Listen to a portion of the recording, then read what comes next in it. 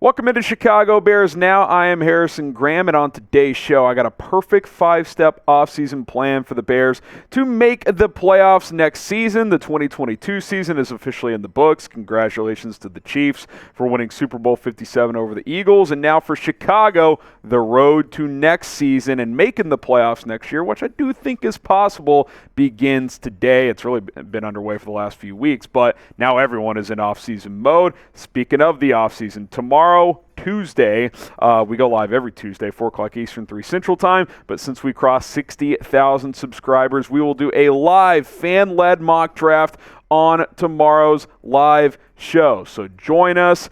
Don't miss it. Turn on your notifications. Don't turn them off. That would be stupid. Join us at 4 Eastern, 3 Central tomorrow afternoon. We'll have the latest news and rumors, take your questions, and most importantly, we will have a fan-led mock draft where you guys are going to be able to make the picks. All right, let's get into my perfect offseason plan for Chicago.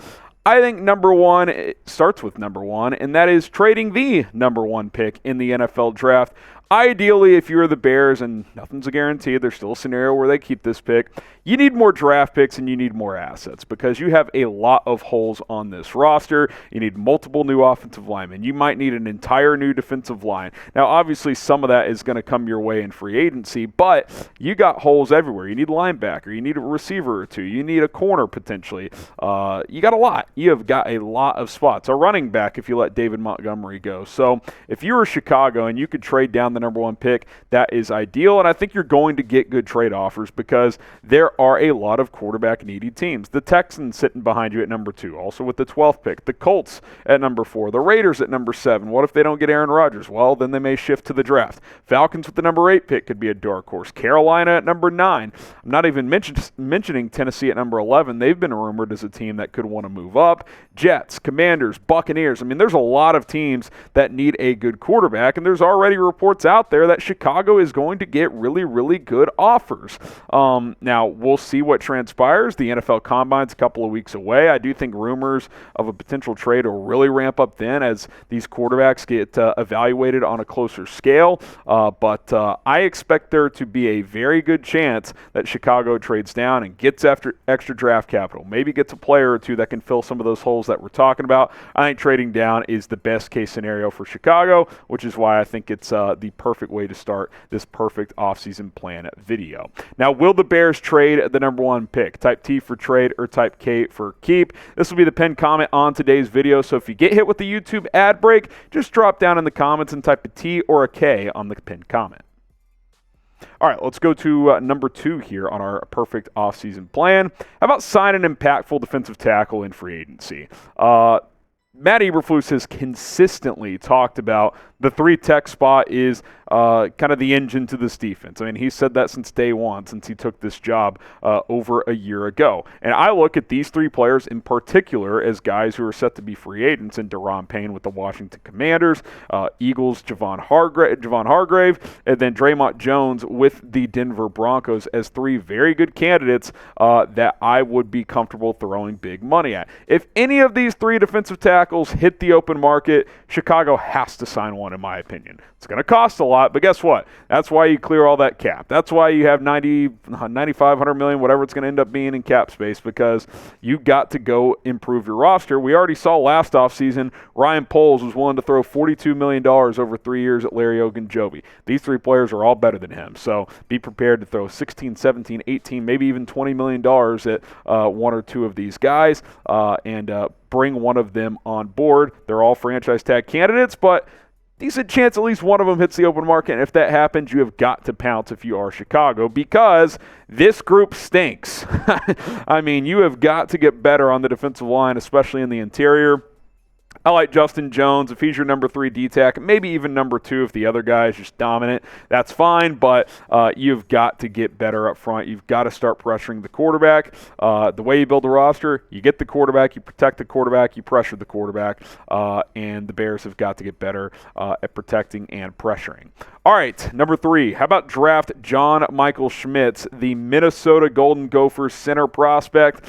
He has separated himself, in my opinion, as the best center in this draft. I don't think he's going to go in the first round, but I do think he'll go in round 2. And if he's sitting there at 53 when you select in the second round, that's like a no-brainer to me. I would draft this kid in a heartbeat. You might end up getting an extra second-round pick as well if you trade down from number 1, so that could be a spot to draft him also. Again, you're obviously not going to draft him in the first round, but I think he's a guy you plug and play at center, and he just improves your group overall. I think he can have potentially a Creed Humphrey type of impact early on in his career. Now, he may not be the best center in football, like Humphrey's arguably been, but I think he could be top 5, top 10.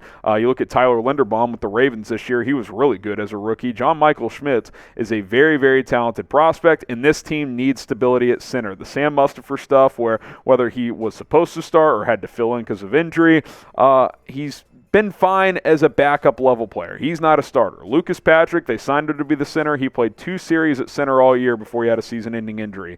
And he had an injury before that that prevented him from snapping the football where he had to play guard.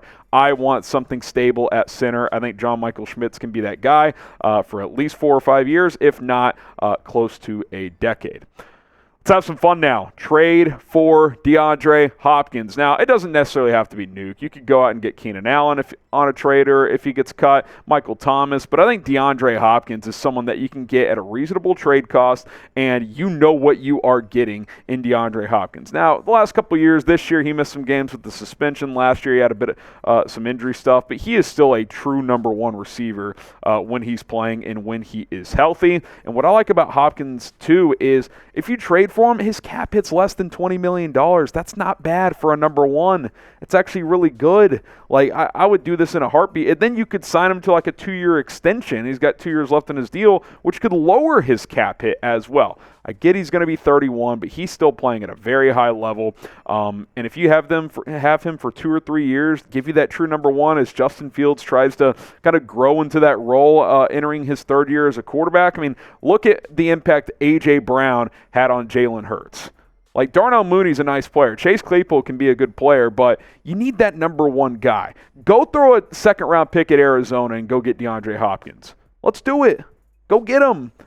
The Cardinals and Hopkins, I think they're parting ways here. There's a lot of reports of that is going to be the case. Kyler Murray's not going to be back until probably midseason next year. This is probably a kind of a transition year for Arizona. Hopkins is, he's on the wrong side of 30 now. Go play with a young aspiring quarterback in Justin Fields. They'll probably give you an extension because they have the cap space to do it, and let's go. That receiver room can look a whole lot better if you add a number 1 player to that unit, because Mooney and Claypool slide down. Velus Jones is kind of a number 4 type. Equinemius St. Brown, it's a solid top 5, but you need that number 1 guy before it looks better. Now, would you trade a second-round pick for DeAndre Hopkins? Would you do it? Type Y for yes, type N for no. I certainly would. Curious what Bears fans think on this one.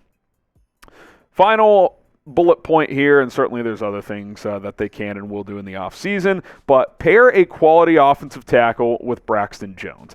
I don't care if Braxton Jones is your left or right tackle. I do think he will be a starter next year. I think he's earned that right, but you need another good tackle to go with him. You look at some free agent guys here. Orlando Brown, he's been up and down, but damn, he was good in the Super Bowl. I'll be curious to see what Kansas City does there. They'll likely franchise tag him again, but if not, could be a guy to throw money at. Caleb McGarry with Atlanta. Great year at right tackle. You could keep Orlando Brown at left tackle. I believe McGarry played right tackle this year. I think that's right. McGlinchey played. He's strictly a right tackle, and he played pretty well this year. He's not great in pass protection, but he's rock solid in the run game, and he's good enough in pass pro, in my opinion. Jawan Taylor had a career year with Jacksonville. He's going to be looking to cash in. Andrew Wiley played admirably this year at right tackle for Kansas City, and I think that he could be a cheaper option that you put at right tackle. Now, he wouldn't be a top flight guy for you, but I do think he could be an option. You look at some draft guys now, a lot of good players early on and then in the middle rounds as well. Peter Skronsky, Paris Johnson Jr., probably top 20-ish type of picks. Broderick Jones, Anton Harrison, late first, maybe early second. Darnell Wright, Cody Mach, Matthew Bergeron, probably day 2 type of players. And yes, just to confirm, McGarry is a right tackle. Dawan Jones, round 3, 6'8", 380 or whatever, just massive frame there.